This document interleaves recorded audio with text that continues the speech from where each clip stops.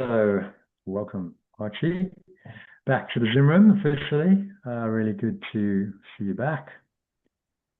Let's dive straight into our mind training material for today. I'm going to share my screen. So let's dive into the quotes. We'll talk a little bit about the Matrix movie. And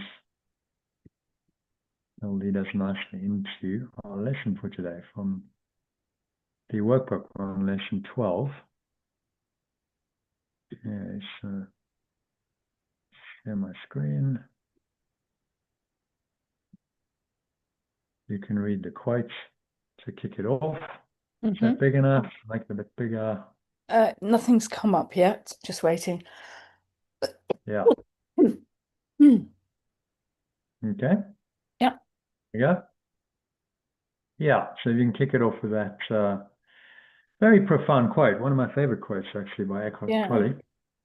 So what will be left of all the fearing and wanting associated with your problematic life situation that every day takes up most of your attention? A dash 1 or 2 inches long between the date of birth and date of death on your gravestone. To the egoic self, this is a depressing thought. To you, it is liberating. So really, really powerful message. I mean, just go into, we've all been into graveyards, the gravestone, see the names of these people, born, whatever, died, whatever, dash. And their entire life is in the dash. Yeah. All the experiences, all the pain, the suffering, the drama, the elation, the joy, whatever happened, that's it. And then their life's over, and no one, especially as it gets older, even remembers them. If you go to a graveyard and there's a gravestone 200 years old, no one has any idea anymore who that person was, what their experience of life was, what they were going through, and yet during their lifetime, no doubt, was very real for them. It was as real as it is to us. So, as he says, to the egoic self, this is really depressing because it's like, well, what's the point of it all? But to you, the true self, it's liberating because you realize, well, I'm not the body. I'm not my story. I'm beyond all this. This is just a temporary story. But actually beyond this, I'm free. I am pure awareness. It's beyond the body and the story. And I'm not limited to a dash 1 or 2 inches long between the date of birth and date of death on my gravestone. That cannot be me. That's just the ego's miscreation. So it really puts all the expectations and fears that occupy so many people's minds in their proper perspective. So you're fearing, you're desiring, everything else, all the drama that goes with the human condition. And we've got to go, well, why do we desire or fear anything when these movements of the egoic mind and its desires and fears are so impermanent? So ask yourself this question, right? Just and pause a moment, just reflect on, why do I desire or fear anything when these movements of my egoic mind and what it desires or fears are so impermanent? It's a very good question. It is. Why am I doing this? I'm fearing, I'm desiring, but it's all really impermanent. And we know, if you've lived any length of time, certainly by our age, like, yes, what I desired and feared 20 years ago is nowhere now. It's gone. Yeah. But it was a very big deal at that point. So why? Yeah. Why I'm still doing it? Why am I desiring and fearing when all of this is so impermanent? And in 50 years' time, when you're dead and gone, is it going to mean anything? And the answer is no. Exactly, impermanent and irrelevant. Yeah. And so that is the definition then that the Course has of what's meaningful. It's only meaningful if it's permanent. It's only true and meaningful if it's permanent. If it's impermanent, then by definition it has no meaning and it has no value. And it's as cut and dried as that. Permanence equals value, impermanence equals no value because it's not going to last. And that, that can be really liberating to go, oh, what I'm fearing, what I'm anticipating right now, is this going to matter at all in 100 years or even 10 years? In 100 years, it's not going to matter, is it? It's going to be gone. All of the drama of your life's going to be gone. No one else is going to remember it. So what are you making such a big deal for? This kind of questioning can help you to free your mind from these attachments to the people, things, and events of this world, and ultimately free your mind. Which leads us nicely into these little clips about the Matrix. I don't know if you've watched them yet, but if you no, watch I them, haven't. No. yeah, but do on the weekend. They're really good preparation for watching the movie. Which we're going to do it tomorrow. I must check my schedule actually. So I'll let you know before we go. But I think it's actually on the schedule for tomorrow evening. So the Matrix is this wonderful hero's journey that goes on of Neo in the Matrix and how he awakens, the ordinary person awakening to who he is. And they deliberately make him not particularly extraordinary. He's just an ordinary guy who's searching, and he has all the doubts and fears that most people do. He's in an ordinary job. He's doing, but something in him is extraordinary, and that something in him is extraordinary in everyone. He's just a symbol of the one that we all are. And he just chooses to listen to that and to honor it. Eventually becomes, the one who can do this extraordinary stuff, but he wasn't to start with. So very much a great hero's journey, very inspiring, shows us that, again, the only meaning of life is to awaken to who you are and to know thyself, as the Greeks said. Yes. Through that journey. And then in parallel to that, you've got a social commentary, profound social commentary on society, saying, okay, so this is where society is at that point in 1999. It gave a pretty good snapshot of it and a forward look into, well, this is where we're going. AI, etc., was just starting off, and so they gave a very, very profound commentary on society, which is still relevant today. Who made that film then, Jonathan, the We Live in the Matrix one? This is just a commentary on the Matrix. So I think it's made by. Let me introduce Outsauce, a sauce with which outsourcing is served. There's the Matrix. So the Matrix is the influence and references explained. It's a crowd called The Take. So they put together these little videos, clips of the Matrix, commentary, and I think it's done really well. They're two of the best. There's loads of stuff on the Matrix, as you know, because it's kind of got a cult following. But these are two of the best ones that I found, which illustrate the two major aspects of the movie. The first one, the hero's journey of Neo. The second one, what's the social commentary, and both are running in parallel, which makes it, that's why it's such a profound movie, because you've got these two really different takes, but they kind of blend together, because his hero's journey happens in the Matrix, and his journey is to awaken in the Matrix, and then he comes back at the end of the movie, and he's like, I'm gonna wake everyone up. That's now my mission, which is the classic hero's journey, returning to the society that he left, but now what he brings, the gift that he brings, is this awakened mind. And he says, I'm going to show everyone, if you don't want them to see, a world without borders and boundaries, a world without limits, a world where they can be free. And that, of course, is what every awakened being has wanted to do. Once you awaken, then what else is there to do but to teach that and help others to awaken from the Matrix, which now given all the tech and given the construct of our society, it's become even more the Matrix than it's probably ever been. Yeah, absolutely. We're more disconnected from nature. We're more disconnected from other people. and from our true selves and God than probably we've ever been before in human history. Yeah. Arguably, we don't know for sure, but it's certainly an age of disconnection, of alienation, and there's a call to return, to awaken within this and to return, which you're going to listen to or you're not. You're either going to just sleep in the matrix, as it says, or you're going to become one of the rebels and say, I'm, my only part here, my only job is to awaken. And then by definition, I can't be for the system. I can't agree with a system that's enslaving people and humanity.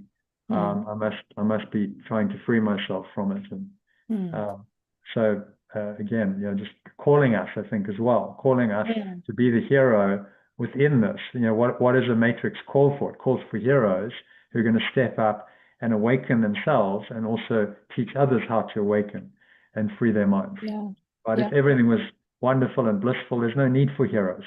Life is, but the heroes needed in the darkness, particularly when the darkness is deep and it's difficult. That's exactly when the heroes needed. And I think we all resonate with that. You watch the story, and we're in Neo's corner. We resonate. We're like, because there's a part of us that also feels that way. That wants to awaken and wants to do something extraordinary and change the world. And it shows us, in a movie, of course, but it's challenged us to say, well, how can you do that in your own life? So-called, the so-called real world. But then how real is it? You think it's real, just like Neo did, but how do you know it's real? The question it poses is really profound. So, you think all of this is real, but what is reality, as Morpheus said? It's just electrical impulses going into your brain telling you that, all these images and all these sensations are real. How do you absolutely know that that's reality? And the answer, the truthful answer, is you don't. There's no way you can absolutely say that's real just because I'm perceiving it, seeing it, touching it, tasting it, smelling it. Maybe it's just a dream. Maybe I'm just dreaming it all up, and none of these sensations are real. It just feels real, but maybe that's the trick that my mind is playing on me, convincing me that it's real when it's not. So the Matrix is demonstrating in all the great teachings and teachers have said through the ages in a movie, and putting it all out there in a way that I don't think had been done before. This is quite groundbreaking, because I don't think there'd ever been a movie that was quite that, okay, we're going to show the world as it is, we're going to show the illusion that it is, and somehow that got made, and Hollywood, amazingly, how they got it made, but then that's how the spirit works. Somehow it found a way to make it, and they were very clever, because they obviously made it into something that was very appealing, and there's a lot of money to be made. And so then it's like, okay, Hollywood's about making money, so they can show it, but it's one of those cracks. It's like a glitch in the matrix that can potentially awaken people. Most movies put people to sleep.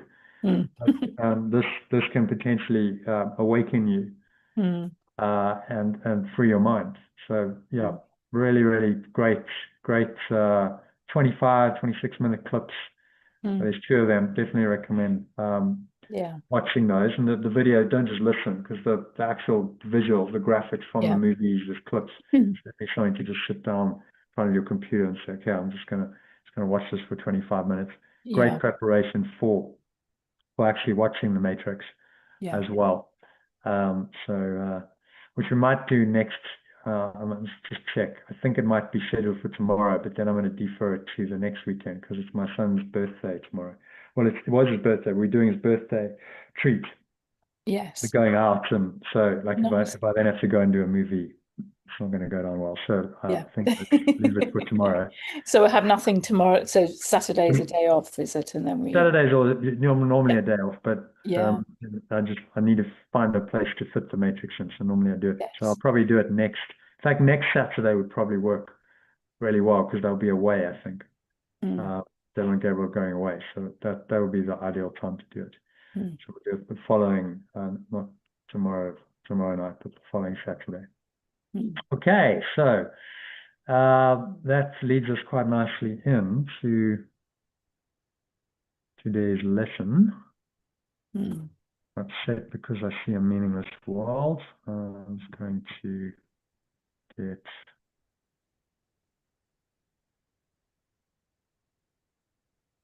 close that.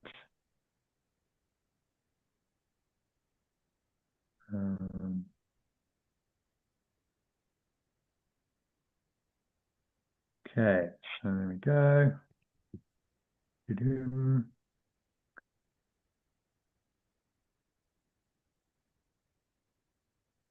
Okay, so this is lesson 12. If you want to read the, I tell you what, we'll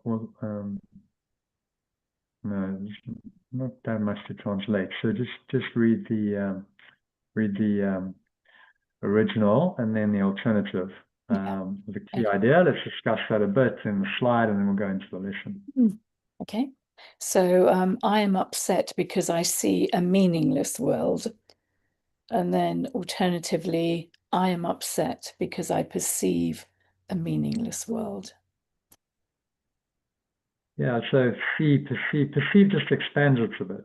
Yeah. Perceive is referring to all of your senses. So yes. not just your visual sense, it's what you hear, you see, you touch, you taste, you feel, you smell. All of that is perception. And I'm only ever upset about anything because I perceive a meaningless world. Again, quite a profound idea. So I think I'm upset because this has happened, someone's done something, hasn't done something, my expectations not met, I'm disappointed, blah, blah, blah, blah, blah.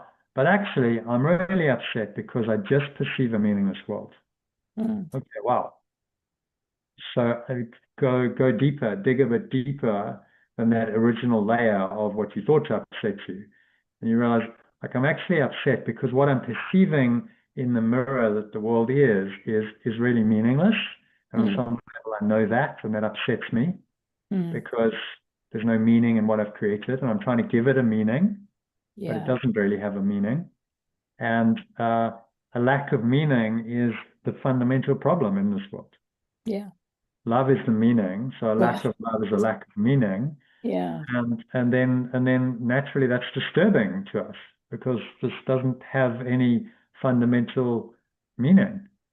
Yeah. And if you're living in a world that's meaningless, then it's upsetting because you feel like there's no meaning and there's actually no purpose for even being here. And we all know that feeling, that sort of existential kind of, what is it all about, really? We all have these moments. Yeah. And then we just carry on. Most people just go, well, I can't really do anything about that, so just busy myself with whatever comes up, whatever they distract themselves with. But if you really go into these ideas and you start exploring them, then all of that comes up, and then you sit with it and you face it. Which is why, of course, the course is difficult. People don't want to do that. It's easier just to distract yourself and, I can't solve all the meaning of life, so forget all that and let me just focus on what I'm doing. Right? I've got stuff to do. I've got responsibilities. I've got bills to pay. I can have some fun. I can, whatever, and forget about all that. But I think as we get older, that becomes a bit harder. Yeah. Because we are aging. The dream often doesn't go very well. As you get older, naturally you kind of start wondering, well, okay, where am I heading? I'm heading to death. I'm no longer growing, and in the first part of our lives, the first 20, 30, maybe 40 years, we're expanding and growing, and then it starts to go the other way. So now you start on the downward slide. Well, what's the meaning of that then? Now I'm fading out here. I'm not growing anymore. I'm fading out. I'm declining, certainly physically, mentally as well. Maybe we're not as sharp as we were, and so on.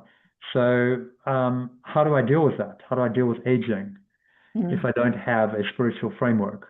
Very, very difficult. And then you get all these crazy, people who are 60 getting Botox, and they're trying to hold on to their youth. Yeah. But it's futile. Like your body's aging, it's going to die. You can pump as much Botox as you want. It's still going to age and you're still going to die. But they're trying to prop up that fragile ego and self-image that they had years ago with a magic solution. And obviously that's not going to work. It's just going to create a lot of pain because, you're trying to keep yourself young forever, and that's not possible. So rather just accept it and age gracefully and say, well, it's fine, a few wrinkles, but most important is that I'm happy, that I'm peaceful, that I really start understanding, what is the true meaning of life, and that's wisdom. And the time for looking good and so on, that was a time that I had, but that's gone now. I don't need to do that anymore. I let go of needing to look good and glamorous and sexy and whatever else, because it's just I've outgrown that. It was a stage of my youth. As Wayne Dyer, if you've watched The Shift, which again I'll do as a movie study in the actual program, because every week there's a movie. He says what worked in the morning of your life doesn't work in the evening, in the afternoon, and the evening. Well, that's based on Carl Jung's work, though, because he talked about the morning, the afternoon, and the evening of life. Yeah, well, he's quoted Carl Jung, and then he got into Advaita and various spiritual teachings as well. But he's used that as the theme of. Have you ever watched the Shift? I have. Great movie, saying it's just like what worked before isn't gonna carry on working. I think that's a mistake people make. Oh well, it worked in my teens and my 20s and my 30s, so that's how it's going to be for life. It doesn't work that way. At some point you're going to go, that's not working for me anymore, and then that's something of a midlife crisis. But that crisis is exactly designed to awaken you. That's why often, in midlife, people have that and say like, well, like, hang on, what is it all ready for?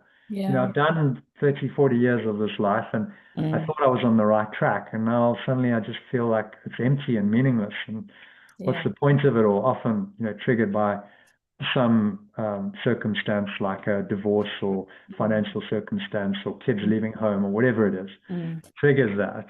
But then it's to face the meaninglessness of this world is quite a thing. But it's not an easy. Like I've had times I'm like, what's the point? I just want to get out, just end it. But that's not the answer either. It's about working with it and learning while you're here to let it go, while you can still function in the world. That's the art of letting go. But to face that sense of despair, of meaninglessness, it's really hard. It's not an easy thing to do at all, and most people do everything they possibly can to avoid that because it's painful. So we distract ourselves. We look at the society we've constructed. It's just massive activity, distraction, so that people don't have to face that meaninglessness. They don't sit with themselves and go, okay, I'm just going to contemplate the meaning of my existence, because there's something to do. There's a TV program to watch. There's internet to surf. There's whatever activities. There's a phone to go on and text and go on social media. All these distractions stop us from really facing these feelings, which is why it's the matrix, right? It's there precisely to distract your attention and keep your attention outside of you rather than going within. And that's the trap. That's why the world is the matrix, as the movie so well says. It's all around you, and you're swimming in it. This seems to be reality, but it's not. It's just a massive distractive device for the ego to continuously trigger the thoughts and emotions that it wants to come up, so that it can perpetuate its separate self. And that's the purpose of the world. That's why it's the veil of illusion. It's like once you understand that and you accept it, life becomes a whole lot easier, because you suddenly start to see why the world is the way it is. It suddenly starts to make sense. Yes, it's insanity, but you understand, okay, I get it. This isn't, no wonder it doesn't work, because that's the program. That's what the ego is trying to do. That's why it was designed to do exactly that. That's why it works the way it does. Okay, I'm now starting to understand the matrix and how that program works. And that's the only way to get out of it. You have to understand what it is first before you can escape from it. Okay. So let's read this little slide, little commentary, some nice graphics on this lesson. So the world definitely appears to be a frightening world, a sad world, a violent world, an insane world, a dangerous world, a hostile world, a wicked world and a crazy world. And that seems to be precisely what is upsetting us. So it seems to be all these things. We have all these judgments on it. You look out, a violent world is war in the Middle East, insane world, governed by politicians who seem to be insane, who seem to want to hurtle us to nuclear war, dangerous world, threatening danger, all over, hostile, wicked, frightening, all these things. And that seems to be what's upsetting us. We had this conversation a week or so ago, didn't we? Yeah. But it's not true. But what are we really looking at in the mirror that the world shows us? And then he goes on to say. So read those little comments. But what are we secretly looking at? So the loveliness of sin, specialness. And that's specialness, right? So when all of the social media, oh, I'm so special, Peter, that is sin, because it's saying you are special, you are individual, you are unique, and because of that, you have denied oneness. So whenever you claim specialness for yourself, you believe in sin and guilt. That's pretty mind-blowing insight. Okay, so all of that specialness just perpetuates my guilt and my sin. It's not helping me at all. I know, but rather than special, but there is a uniqueness about everyone, though, isn't there? Well, not in truth. Really? No? Not in truth. In truth, we are all one. Yeah. Right? Yes, in but absolute truth, there's only one awareness which we all share. So there's nothing unique about that. Everyone shares that. What we look at as uniqueness is a form of specialness. Is a form of okay, so that separates you from other people. But the Holy Spirit can use your special function in the world. So you say you go on an awakening journey, you become an avatar like Neo. His uniqueness, his specialness is now a gift from the Spirit to help him to awaken and help others to awaken, right? As long as he's not identified with that, this is the problem. Yes. If he becomes identified with it and says, oh, I'm so special, I'm the avatar, I'm the one, I'm superior, I'm above everyone else, he's lost the plot. The whole point of the Matrix was he became the one when he let go of his self-importance. When he said, I'm not the one. So I'm going to risk my life. I'm going to sacrifice my life for someone else. So he humbled himself. He was saying, I'm not the one. I'm going to give up my life, and I'm going to sacrifice that for Morpheus. That's when he became the one. Because he didn't have that sense of self-importance. Oh, I'm the most important. I'm the most important. I'm the big cheese. That was exactly the message of the movie. He humbled himself, and he was willing to be self-sacrificing to the point of death. Then he awoke. So it's the humility that actually gave him his extraordinary power. And then you're like, he's the avatar, he's so special. He was only special because of that ability to let go of his ego and say, I'll sacrifice myself for someone else. You can't do that if you're an ego. Yeah. So there's a it's that unique specialness that can come from divinity is coming from the Spirit that's now manifesting in and through you, and then that stands out in the world because most people are not awakening. Yeah, well, that's kind of where I'm. Because but you don't identify with it. Yes, okay. Because I'm thinking, there are so many. I'm thinking of again, the poets, the artists, the filmmakers, that have those amazingly special, the musicians, that have those special gifts that not everyone has. But and if they use it correctly, then it's used by spirits to bring something into the world. Often, unfortunately, they go a bit wrong, and it gets used by the ego, and it gets twisted and distorted and misused.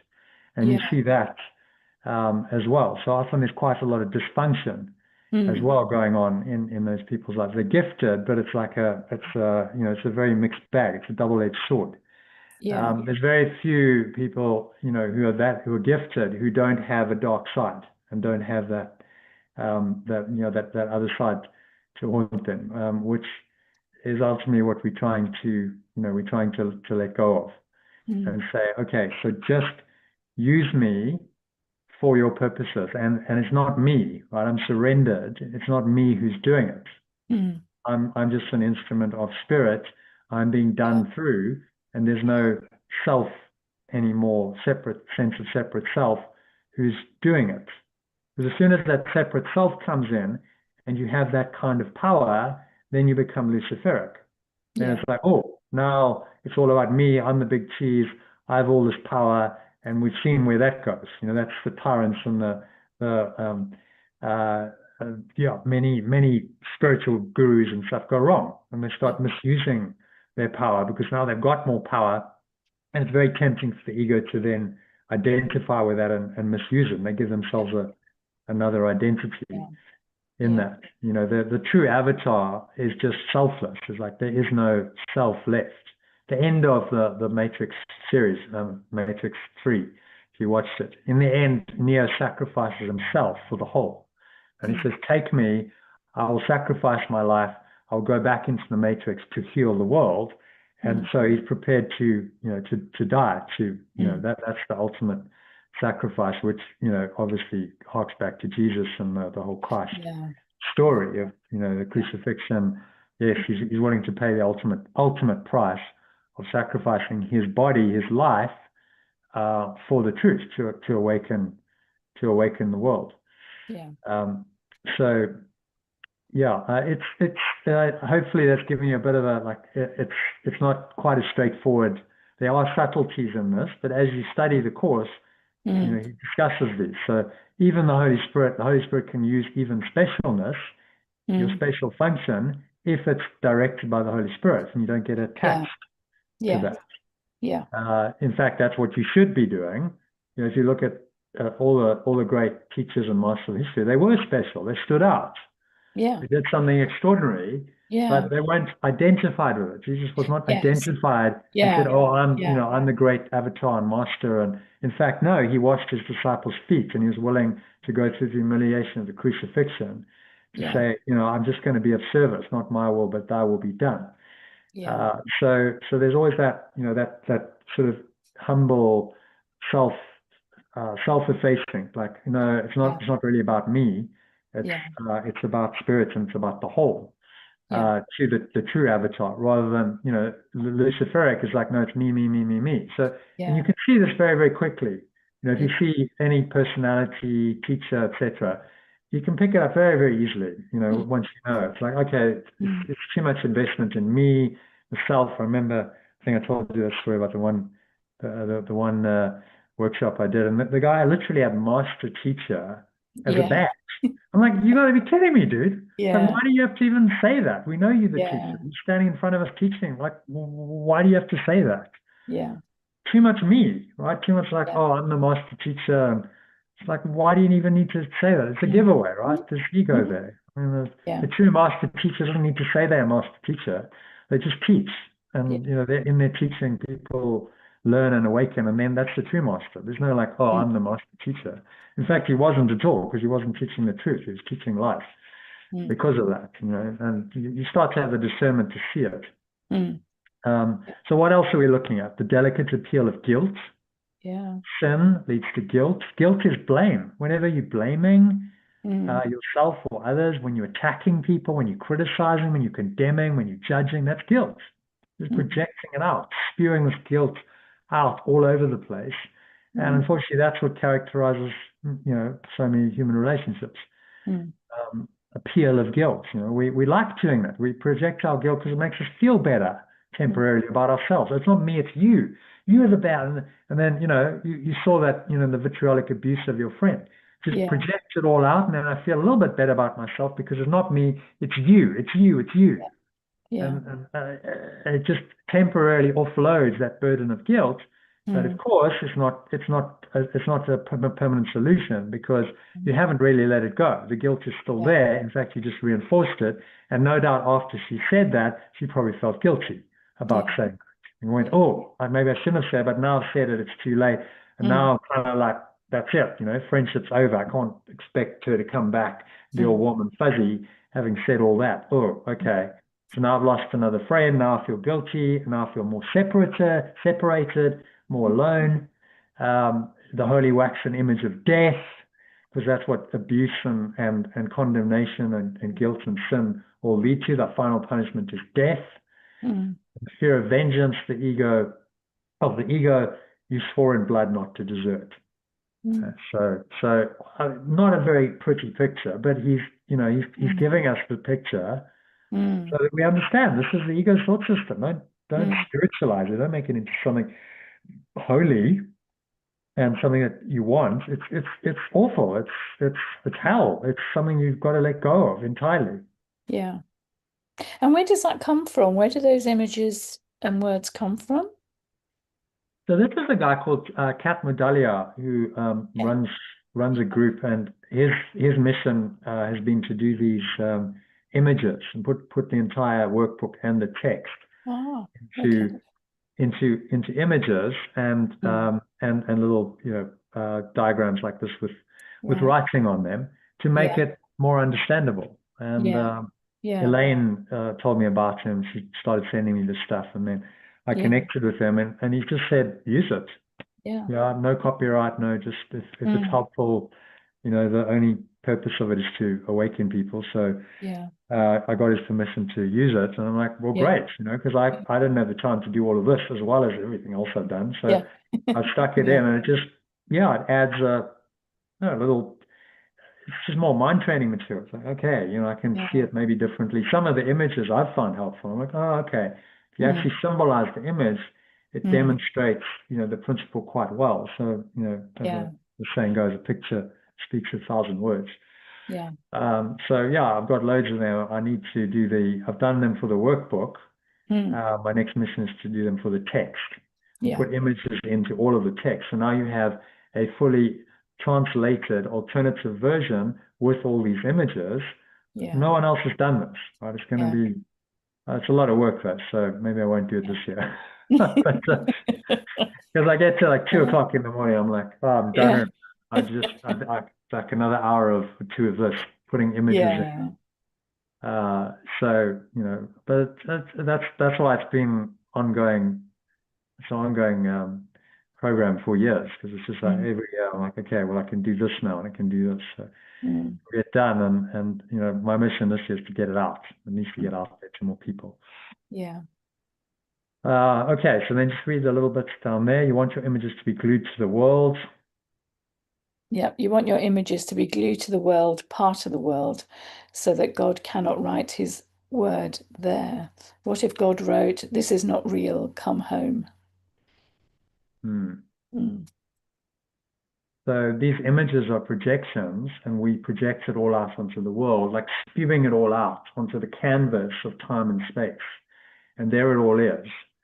And we've done that precisely to cover over our divinity, to cover over who we are. So we're not aware of who we are. Now we're just aware of this mess that we've made, and it just it perpetuates, the egoic mess in our mind. Just crazy, really insane, but that's what we've apparently done, and that's what we then have to realize and undo.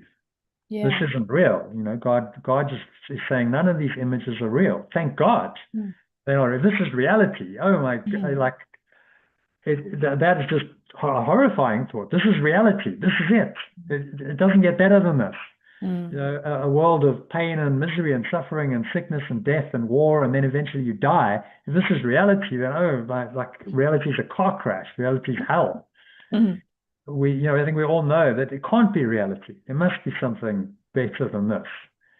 And that's God reminding us, saying, this isn't reality. Just come home to true reality, which is in your mind, and forget this nonsense that you made up. It's all a load of rubbish. That's the course is really, simple as that. That's what it's saying. But to forget a dream that you've got so immersed in is not easy. We're so identified with the dream and the dream character and who we think we are in this world, and the world seems to be so real. We're so jacked in the matrix that to unplug from it is a task. the most difficult task, right? This is the most difficult thing that you will ever do. But it's also the last thing that you ever need to do. Yeah. You accomplish this, then that's everything else falls by the wayside. You don't need to do anything else. Yeah. It's the ultimate. That's why the enlightened beings of the world get the most honor. You know, we look up to Jesus and the Buddhas and other enlightened masters, and we go, you did something that was extremely difficult. That was, you know, the hardest thing to do, which is why, you know, you are revered. To become a president or a billionaire or something, you know, yeah, it's extraordinary in this world. It's not normal, but it's not on the same level, right? Yeah. Letting go of your separate self is not, you know, is a much harder task than becoming, oh, well, let's take a Donald Trump again, good teacher, right? Yeah. Okay, so on the level of the world, he's been very successful. You know, he's been a billionaire, he's made a lot of money, he's had beautiful wives, he's, you know, had all these experiences that money can buy. He's now become president of the United States twice. Okay, so on the level of form, very successful, but then clearly you look at his life and there's something horribly wrong there. Horribly wrong. Right? So that level of success, and clearly that's not it. Because otherwise he would be the epitome of, you know, human achievement and accomplishment, and clearly he's not. You know, in fact, most people think he's an idiot. And you know, anyone who's sort of vaguely smart, they go, this guy's an idiot, and why the hell is he in charge of the most powerful nation in the world? You know, who put him in charge? How could we have been so idiotic as to elect someone like this, who is such an idiot, who's now, you know, now leading the world down this crazy track, and you know, seems to have no limits on his power. This is not smart. You know, we need a system that doesn't allow, you know, of all the people in America, right? There are some really smart, awakened people. You pick him. You got to be kidding me. Like, what the hell? Surely you could do better than that. I think the Americans are embarrassed. They're like, oh my God, like this guy's just a total embarrassment. I don't even want to, because you've heard some of these Hollywood actors and they just go, oh my God, this guy's just horrific. You know, he's just an embarrassment. He's embarrassing America. He's everything that made America great at one point. You know, he's just like dragged it through the mud and gone like it's just, you know, all of that's just been completely corrupted and tainted. It's not just him. You know, the Bushes and Clinton, and they all did their part. Yeah. But, you know, if you think of, say, a John F. Kennedy back in the 60s, you know, there was a spirit there. There was like, we stand for something. We stand for freedom. We stand for truth.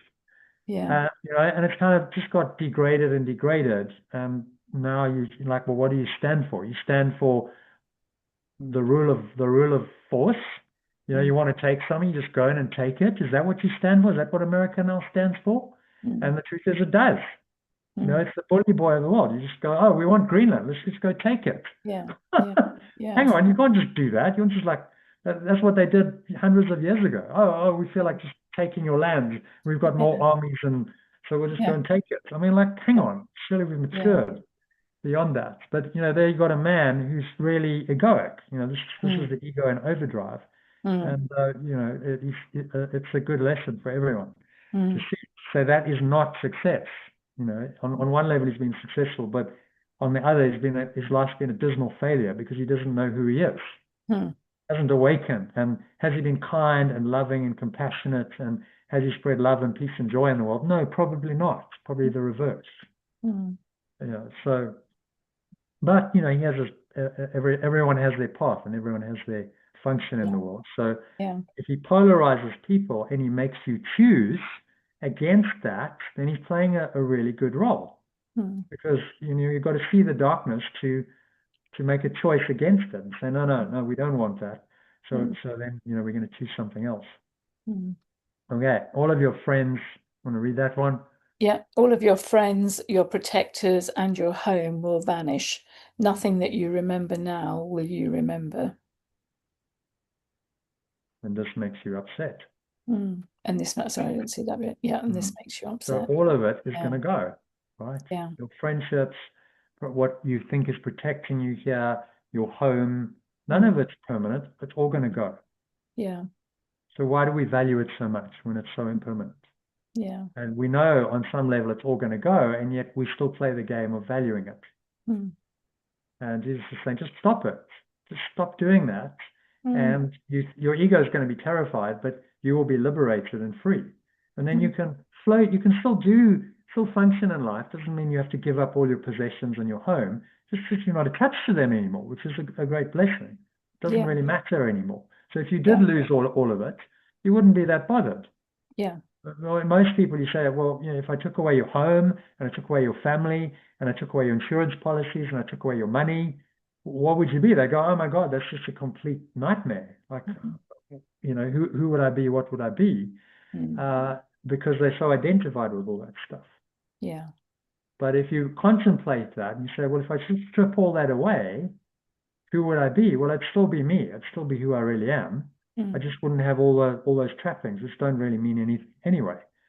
So what am I really scared about? In fact, homeless people often are more awakened than people who are just living their lives in the matrix, because they just decided, for whatever their reason, they said, I don't want that system. I'm just going to drop out of it. And being homeless is the way they do it. So don't judge anyone. They just have said, enough. I don't want to be part of that system. Okay, so let's go for the first one, importance of this idea. Yeah. So one, the importance of this idea lies in the fact that it contains a correction for a major perceptual distortion. You think that what upsets you is a frightening world, or a sad world, or a violent world, or an insane world. All these attributes are given it by you. The world is meaningless in itself. So you should contemplate that. What is he saying? Yeah, you're the one that perceives the world in the way that you do, which is what upsets you, when ultimately it's all meaningless. Which then means you're upsetting yourself. Yeah. So why are you upsetting yourself? Yeah. What am I upsetting? You're upsetting yourself. Okay, well, why am I upsetting myself then? It's a very good question. Would you want to be upset? Well, the answer is the ego does. The ego does want to be upset. It wants to upset you.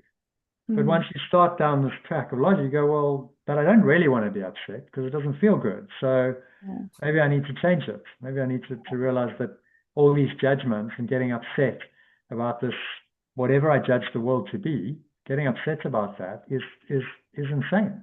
It doesn't make any sense. I'm just making myself upset. Yeah. And there's no point to that. I'm not achieving anything. I'm just making myself upset and getting myself worked up and creating this really unhappy existence for myself. And there's absolutely no point to that whatsoever. It's just making me unhappy. But and then making others unhappy. Is there something about, though, John, because I do get upset. I mean, I am very upset about what's happening in the world. But then as long as you're not, as long as you can then let that go, it's okay to feel the emotion, isn't it? Because you don't want to be completely emotionless. Well, eventually it won't bother you. Eventually. But yeah, that's what I mean. While you're learning, it's like, yeah, okay, so you feel that emotion, that upset, but then you correct it. Yes, exactly. I don't want to stay in the upset. So no, just let it go. You don't want to go. Don't go there, right? Exactly. Just a story about that. Don't go into the house. Don't go there, because you know where that leads, and it's not a happy place. The more you think those thoughts, the more you feel those emotions, the unhappier you feel. And there's absolutely no point to that. It's not helping anyone. It's not changing the situation. It's not doing anything other than making you upset in this moment and cutting you off from your true self. And then that's going, now you're part of the problem rather than the solution. Yeah. But then I'm just thinking out loud. But in terms of expressing emotion, though, that's okay to express the emotion, but then to release it and let it go and not let it affect you.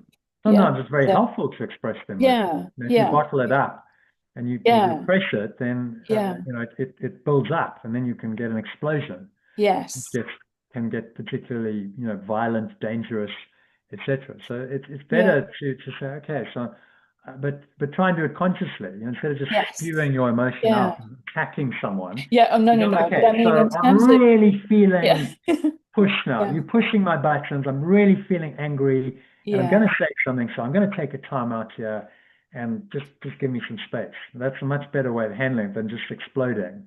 Yes. And then saying something or doing something, and then you regret it afterwards. So that level of awareness, even when you feel those emotions, there's still that awareness that's able to go, okay, actually you're getting yourself in trouble now, just stop. Pause, take a time out. If you need to disengage in a respectful way. Say, look, I just can't talk right now. I need some space, I need some time. And you can do a strategic withdrawal. You don't have to engage. That's a really good skill to learn. So in any situation, you can pause and you don't have to engage straight away. Which comes down to the ninth pathway, which maybe we'll have a look at if we have time. Which is saying just take a time out, pause. If you can't communicate in an open, loving way, then don't do it. Just pause and give yourself some time to collect yourself before you engage. So you'll come back, but you'll come back when you're calmer, and then you're not going to say you're not going to say what you would have. Great little tip with emails. If you ever get an email that triggers you and you just want to write. Oh yeah. To put I know. I never maybe type the email, but then leave it in draft. Don't send it. Just leave it there. Yes. And then look at it the next day, and you'll probably go, whoa, okay, it was a bit like heated. I can see the charge there. Yeah. Maybe I need to edit it, or maybe I don't even need to send it. I've done that a few times, and I just never sent the email. I just left it. I was like, actually, now I've worked through it. The charge is gone. Why am I even bothering? Why am I? It's amazing how it dissipates. But when it first came in, I'm really charged up, and I type the email, and then something's like pause, stop, and then it dissipates. And you're like, well, what's the point? What am I trying to do? I'm trying to prove a point. I'm trying to be right. It's just going to create more separation and animosity. So just let it go. I don't even necessarily even need to respond sometimes. Just leave it, and then that relationship just goes away. That's happened a few times. So these are this is how the practicality of how you apply this, which can be game changing, life changing. Because one email can destroy a lifelong relationship, or not. You could just leave it, and then it'll be okay. Once it's said or done, it's difficult to undo it, because the person's read it, heard it, and then it's like, okay, now there's an issue, right? Now they've got to let it go, and not everyone is. Very few people are able to let go. They hold grievances. So, well, you said that, and so now now I'm wounded for life, and I don't want to talk to you. And sometimes that happens for years, decades. Families don't talk to each other. It's just bizarre. For 30 years, people don't talk to each other because they had a fallout. Crazy stuff. But that's I know. the ego. I don't understand it. I really Well, don't. it's just grievances. It's holding on to a grievance. And then making that separation permanent instead of forgiving it and saying, okay, look, just let it go. It's okay. They said something, I said something, we had an argument or whatever. Neither of us were in a particularly rational state. So, okay, we kind of both messed up a bit, but just let it go and find a way to reconcile, because I don't want to be separate and alien and living in this hostile world that I've created where I'm at odds with everyone, which is what grievances create. I want to feel that love and that connection again. So that's where forgiveness comes in. Very, very helpful. So what I'm going to do is guide you through this exercise. This is it's an open-eyed exercise. So you're just going to look around, take a nice deep breath in. Just do 3 deep breaths in through the nose, and close your eyes while you're doing that, just to settle yourself. And bring your attention into the breath. Make yourself present. 3rd breath. And out. Okay. And just feel that calmness, quietness, your mind's empty, open, spacious, and aware. And you're now going to just look around. Quite slowly, just pacing yourself so that you're just slowly shifting your glance from one thing to another. There's no effort in it. You just kind of very casually, very peacefully looking at the world, even measured tempo.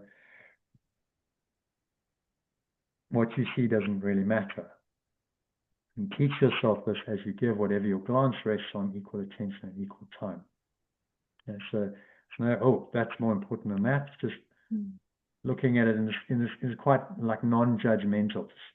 Yeah, I'm just looking at all these images, and nothing's particularly standing out, nothing's important, but I'm just looking at it all equally.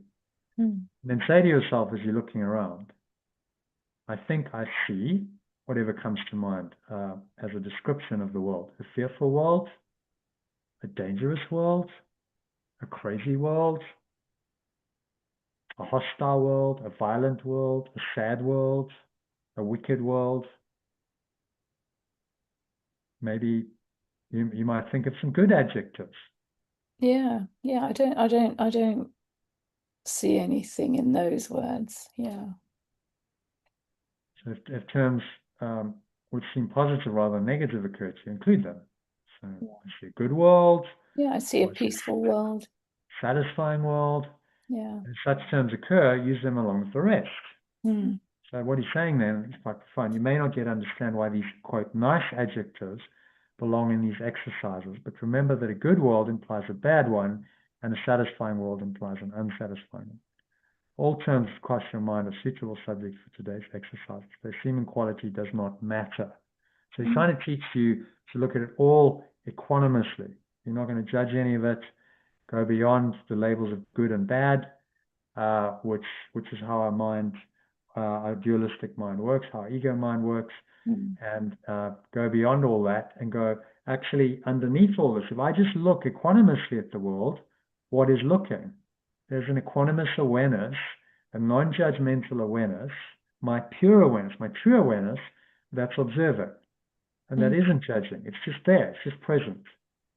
I'm aware that I'm aware. I'm looking, but I'm not judging anything. And that's very peaceful. So what you're seeing then is not a peaceful world. What you're seeing is from a peaceful mind. You see a peaceful world.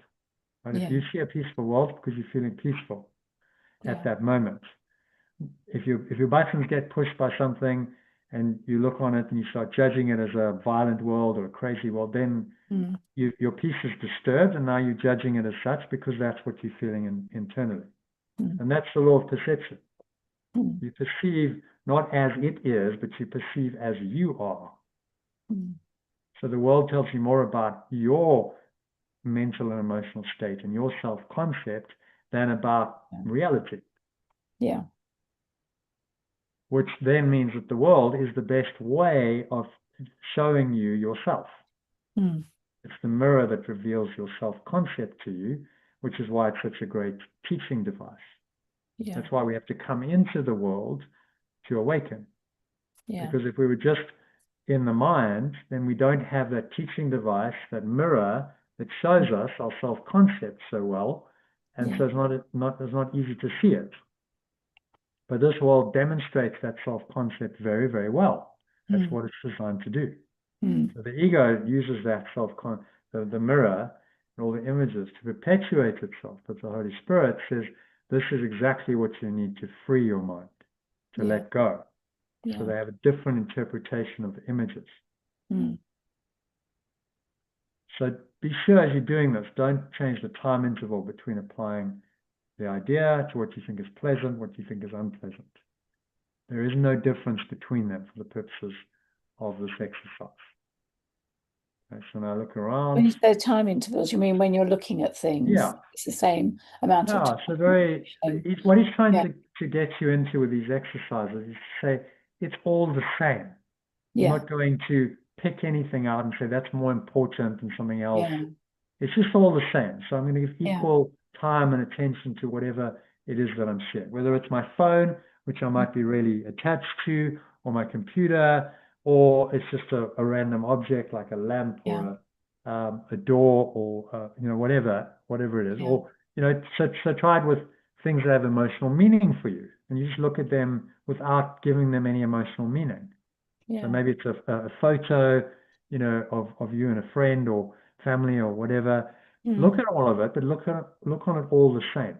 That's what he's trying to get us to do with these exercises. So you start realizing it is really all the same, because it's all in the same order of reality, right? There's no order of difficulty in miracles because there's no hierarchy of illusions. You understand that? There's no hierarchy. They're all the same. Therefore, if they're all the same, you can let them all go equally well.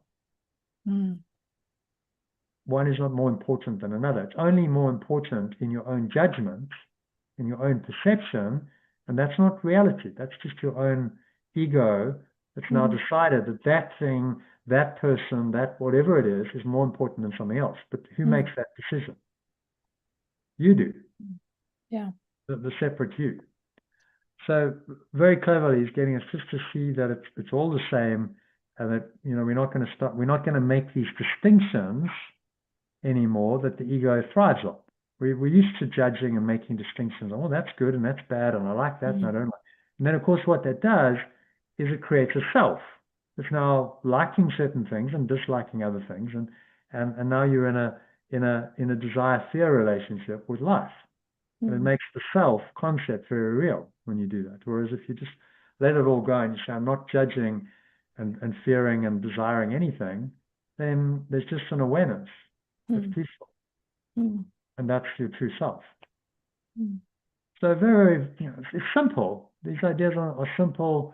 It's not rocket science, but it's applying it so that you can actually start to live this way, rather than just being a theory. So you actually experience that peace on an ongoing basis. When you look around at the world, there's just a peaceful awareness, and you're not, and some people might say, oh, well, you're a bit boring, or, you're a bit like low energy, but actually, well, fine, whatever, they can think whatever they think. You're just in a peaceful state of mind, So we'll say, oh, you need to energize. Like, well, why? It's like, if I'm just peaceful, I don't need to do all like, maybe there's times that you might be, but mostly what happens is as you go to enlightenment, it's smoother, it's calmer. Yeah. It's like, oh, wow, I'm all like majorly excited and then I'm majorly disappointed. It's just, everything just gets smoothed out, and it's a nice kind of smooth, calm, tranquil feeling. And you're just saying, well, surely you prefer that to the roller coaster ride and all the ups and the downs of ego. So you might not have the manic highs. Oh, wow, I'm so excited, it's amazing. These guys. It's like, hang on, okay, but there's going to be a downside to that. You know that, because when the party's over, it's like, oh, okay, I'm a bit depressed because I don't have the excitement going on, and then I crave it. And then I want to juice myself up. And you think of, say, rock stars and people like that who do drugs. One of the reasons they do it, you can imagine, so you go out onto stage. You have this incredible experience, 100,000 people. You're just the man. You're performing for 2 hours. The energy is amazing. You're on a high. It must be amazing. And then they come off stage, and it's just like, oh, okay. It's like, this is it, right? No one's around anymore. The music's over. We're a bit tired now. Okay, but we want the feeling again. So then, what do? You get a drug and you give yourself an artificial high, rather than just saying, look, that was an experience. It's impermanent. I enjoyed it, and now okay, now it's time to rest. Now we can just like chill out, wind down, relax, go get some sleep, and rest, so that we can do it again tomorrow. Because you can't be on a perpetual high. It's just not possible. But you can be peaceful all the time. That's what you can be. So at the end of the practice period, you're saying, I'm really upset because I see a meaningless world, or I'm upset because I perceive a meaningless world. So just as you look around, go, okay, I'm only ever upset because I perceive a meaningless world. Just let that kind of sink in. What is meaningless? So read the I tell you what, we'll get into this. I'll read the original, you read the alternative, because there's a paragraph here. This is what we do, more and more as we go. It's just the start of how these translations work. So what is meaningless is neither good nor bad. And then you read the alternative down below. Oh, okay. Yeah. So what is meaningless is neither good nor bad. Why then should a meaningless world upset you? Why then should a meaningless world upset you? If you could accept the world as meaningless and let the truth be written upon it for you, it would make you indescribably happy. If you could accept the world as meaningless and let the truth be written upon it for you, it would make you indescribably happy. But because it is meaningless, you are impelled to write upon it what you would have it be. But because it is meaningless, you are compelled to project onto it what you want it to be. And so the writing, I just translated it, writing is a figure of speech. What you're doing is you're projecting your stuff onto it. Yeah. So it's meaningless, but you go, I'm going to give it a meaning. Yeah. And I want to put my meaning onto the world so that it has a meaning, so that I can feel that there's something actually meaningful and real here. And my ego then goes, okay, I'm happy because I've given it a meaning, even though it is actually meaningless. Yeah. Yeah. It is this you see in it. It is this you perceive in it. It is this that is meaningless in truth. It is this that is meaningless in truth. Beneath your words is written the word of God. The message of perfect love is always just beneath your projections. So beneath your words, again, he's using symbolic language. It's your projections. Beneath the meaning you've given the world is this message of perfect love that's always there. But you've got to go beyond the projections. So by letting go of your judgment of the projections, the reality you give to the projections, you automatically open your mind to the message of perfect love, because that's what's left. That's all that remains when all your projections are gone. The truth upsets you now, but when your words have been erased, you will see his. The truth upsets you now, but when your messages have been erased, you will understand it. And that is the ultimate purpose of these exercises. Yeah, that is the ultimate purpose of these exercises. Yeah. Then just read this. So what we do generally in the alternative is read the whole thing again in one. Yeah. And then I ask you to summarize and go, okay, so you've read it twice, and then you summarize in your own words. And then once you've done that, you should have a much better idea of what's being said. Yeah. Okay. So what is meaningless is neither good nor bad. Why then should a meaningless world upset you? If you could accept the world as meaningless and let the truth be written upon it for you, it would make you indescribably happy. But because it is meaningless, you are compelled to project onto it what you want it to be. It is this you perceive in it. It is this that is meaningless in truth. The message of perfect love is always just beneath your projections. The truth upsets you now, but when your messages have been erased, you will understand it. That is the ultimate purpose of these exercises. Yeah, so thoughts on that, again, quite profound, the same. And telling us what the exercises are doing. It's to remove all the meaning that you've given to your projections on the world. So all those judgments, all the things that you think are meaningful, all the things that you think upset you, that you desire, that you fear, whatever it is, that's just your projection onto it. That's the meaning that you've given it in an attempt to create a meaning where there isn't really a meaning. Yeah. Which then attaches you to the world because you've given it a meaning, therefore it must be real. See how the ego works. Given it a meaning, whatever that meaning is, it doesn't really care. If you think that the world is dangerous and fearful and crazy, that's okay. It's a meaning. It'll do for the ego. And then, of course, what is fearing this dangerous world that it's now perceiving outside of it, must be a separate self. Mm. And so that perpetuates the existence of a separate self, which then is the purpose of the world, just to keep that separate self intact and going. And Jesus is saying that the way out of that, to collapse a separate self directly is very difficult. So you collapse it by letting go of its projections. Mm.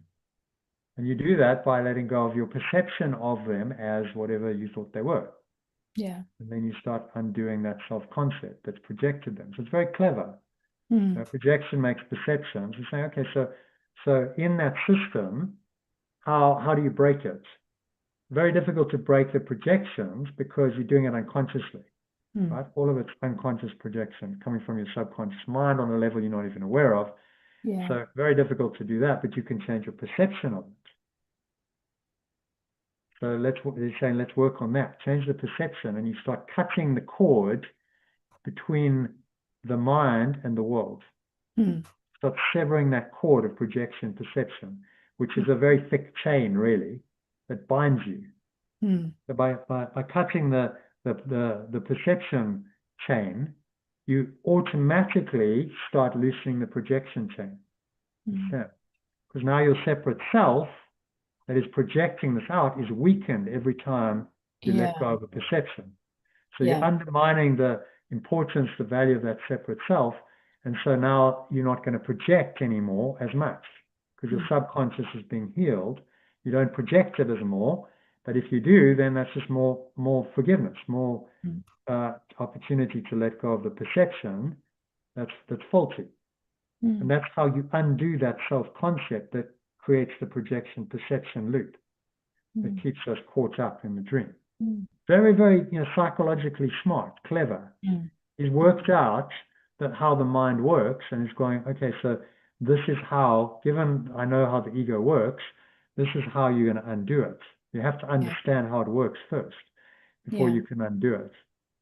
So psychologically, very, very, very sophisticated teaching.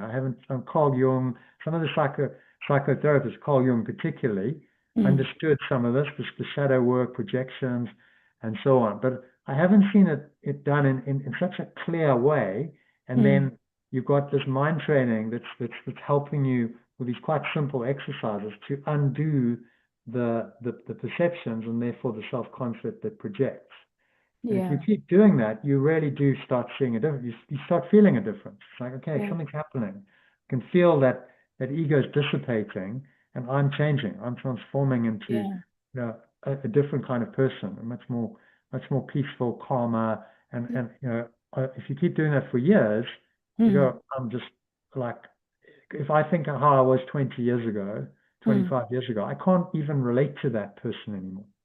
I can't even remember how I operated, how I thought, because it's been such a profound but a very gradual transformation. Yes, I've had little epiphanies and little awakenings, but mostly just like gradual, just keep plugging away, and then 20 years later of doing that, you're like, well, I'm a different person. There's no doubt. Than if I just stayed the same as I was 25 years ago. There's no doubt that there's been a transformation.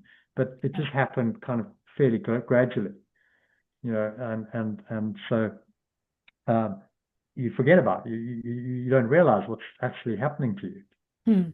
But it is very, very profound. Yeah. Who developed these exercises? This is Jesus.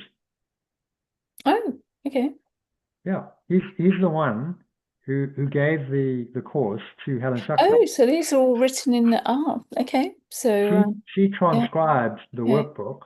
Yeah. So he's saying, here's my mind training course.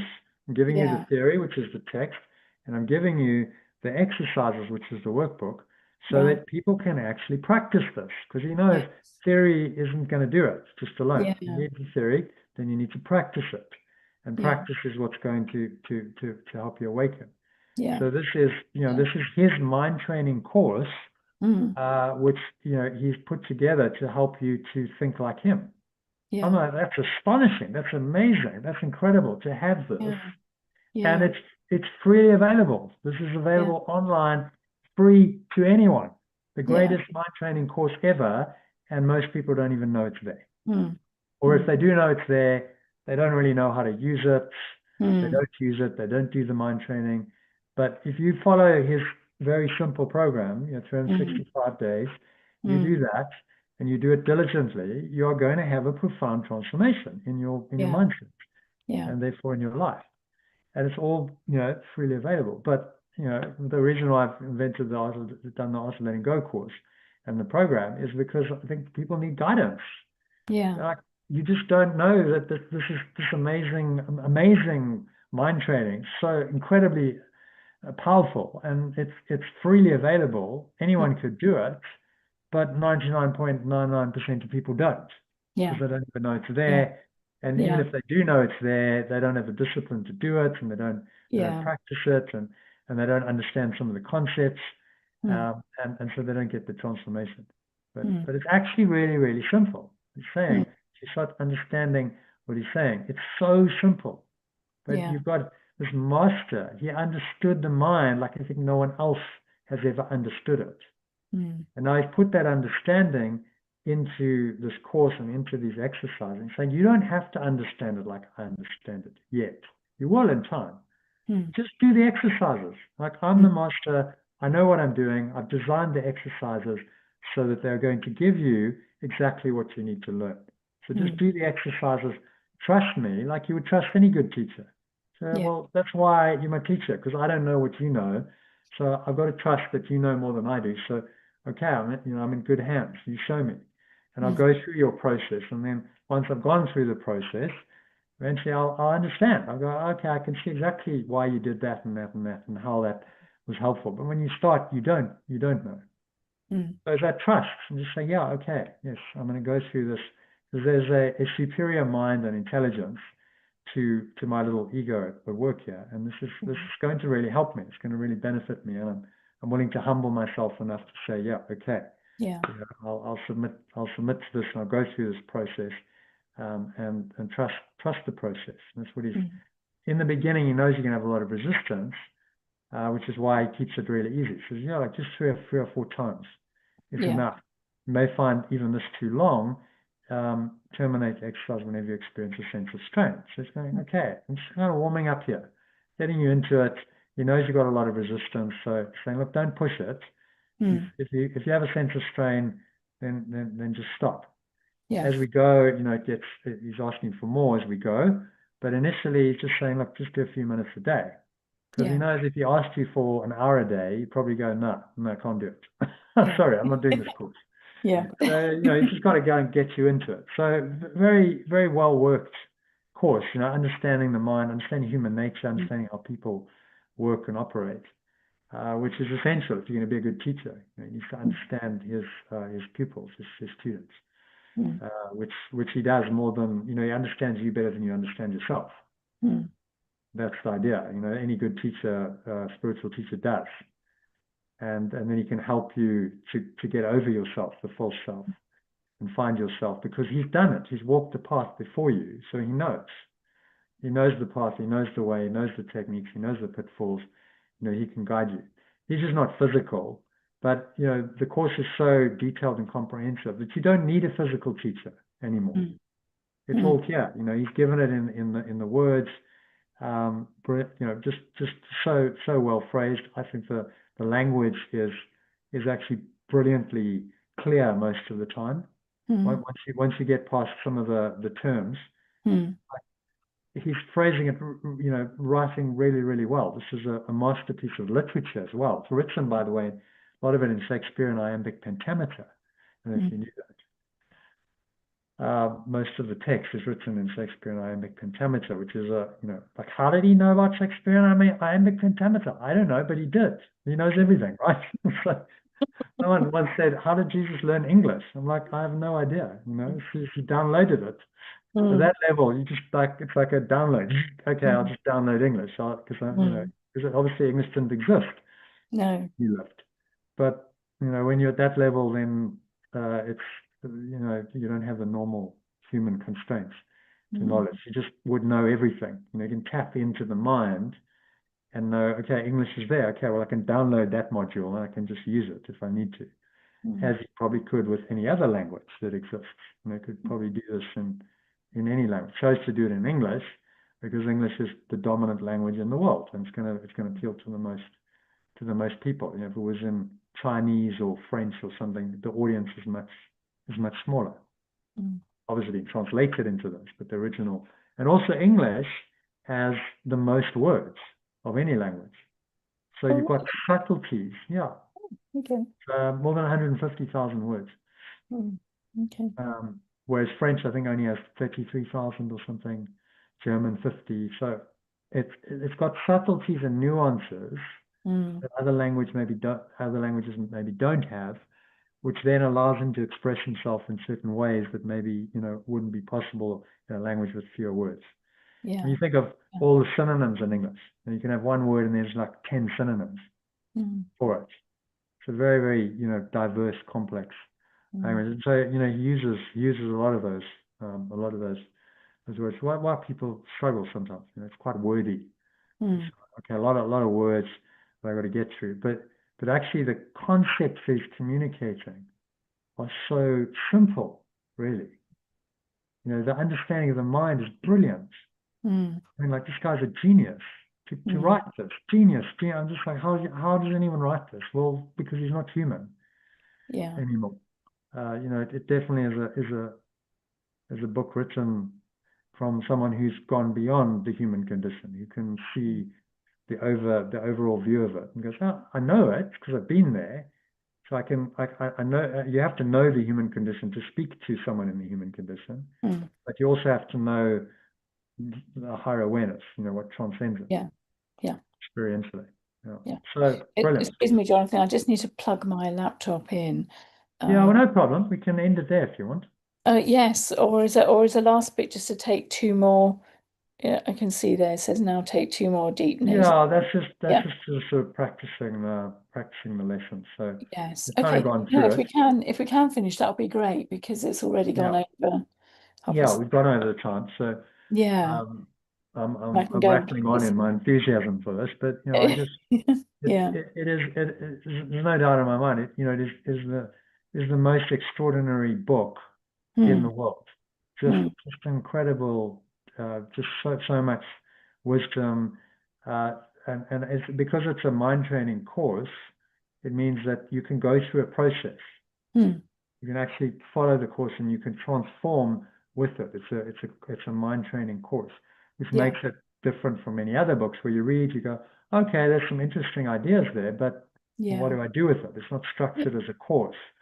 You know, as much as, okay, I'm reminding you of some ideas, and those books have their value as well, but this is a structured, systematic course of mind training. So over a year, if you really do it, you know, it's going to have the most profound impact that any book has ever had on your mindset and on your life. You know, that's been my experience and many other people's experiences as well, which is why I based the course and the whole program on it. So I'm like, I don't know any other mind training that is as good as this. So, you know, I'm just going to go with what is what I think is the best, and then I bring in, you know, other things like Buddhism and Taoism and other concepts, but it's all within this framework. You go, well, this is how it relates. And then you start seeing what actually this truth is everywhere. It's universal. So he's not saying anything unique. It's just being said very, very clearly and you know, in a certain style in this way. But, you know, it's everywhere. If you see it, and then you start seeing it everywhere and realizing that there is really just one truth. And you know, this is one way to get there. I think a particularly good way. It's a quick way, but there are other ways. I'm not going to deny those, and some of, you know, for other people, for many people, those work. So fine, you know, use the way that works. But if this resonates with you and this is your way, then follow it and say, yeah, this is my way to get to the same mountaintop. This is going to be my path up the mountain, and I'm going to commit to it. Okay, so on that note, shall we leave it there? Yeah, thank you. And then so it's 6 o'clock on Sunday. Yeah, 6 on Sunday, and do the 4 exercises. If you haven't finished that, I think exercise 1 is the one you hadn't drawn. Do the drawing and stuff. It's gonna help you for for exercise 5, which is Yeah. the name of your game. You just need pen and paper really for that, Yeah. and I'll tell you when we're there. Just Yeah. to make some notes, or you can make notes on your computer. That's also Yeah. doable. Yeah. Great. Okay. Okay. All right, Yeah. and have a chat to Dawn tomorrow. Just a Yeah. reminder. Yeah. Cool. All right. Yeah. Okay. Great. Thanks, Thanks, Archie. then. Yeah. Good Good night. session. All right. Yeah, Have a lovely bye. weekend. Yeah. You too. Namaste. Bye-bye. Bye.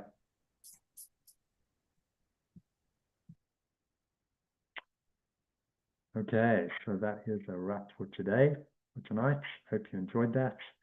If you did, drop us a like, put a comment in the chat box. Any questions, please ask me. You can also subscribe to the channel. I go live a few times a week in more of this content. And if you go to lifepool.com and put in your mobile number, which you have Telegram through, then I can send you some daily messages, daily quotes, some comments on that, mind training lesson, a breath break, some mini meditation, a healthy practice for lesson, as well as invitations to join these live sessions, all free at lifepool.com.